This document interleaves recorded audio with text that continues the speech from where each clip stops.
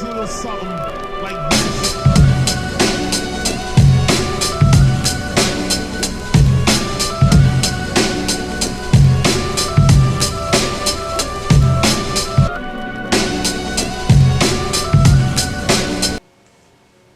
And good morning, ladies and gentlemen. This is your host, the Mystery Man, here on Geek Society. So now we are back here.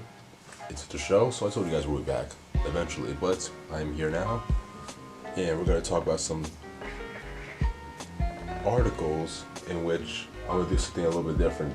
I talk about them from now on. I'm going to start sharing my opinion more often on this, and it'll just be more of like kind of like an informal thing, you know, instead of me like reading off some stuff. I'll still do the reading off stuff with the article, but as opposed to reading it, you know, like all the time. So now we're going to the Joker, and I'm still showing. Oh, it's interesting.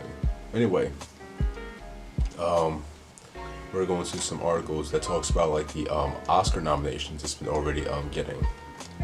And we're gonna see, there we go. So now, Joker dominated the Oscar nominations because it captures our age perfectly.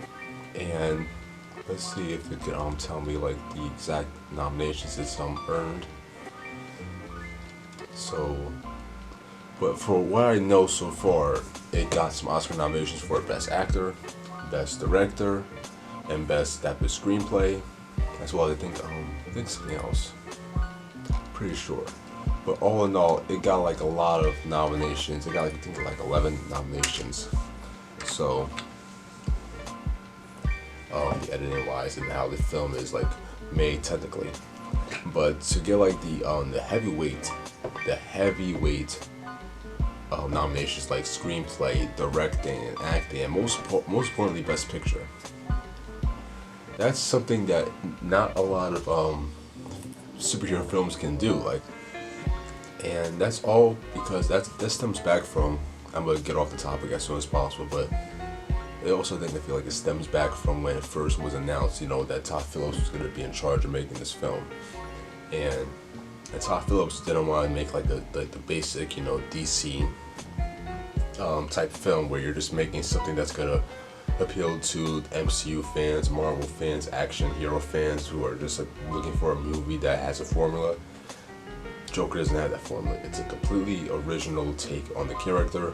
His name's not even like mentioned in like, I think, what's his character's name? I think the character's name was sort of mentioned in the comic where The Killing Joke, I think it was a comic book that was like had part of the Joker's backstory in it, and they made that into a movie. Mark Hamill playing the voice, and he was a comedian, you know, in the original comic book, and they mostly more or less paid homage to that in the movie where he was like kind of like that aspiring comedian, but his name was completely different, like Arthur Fleck.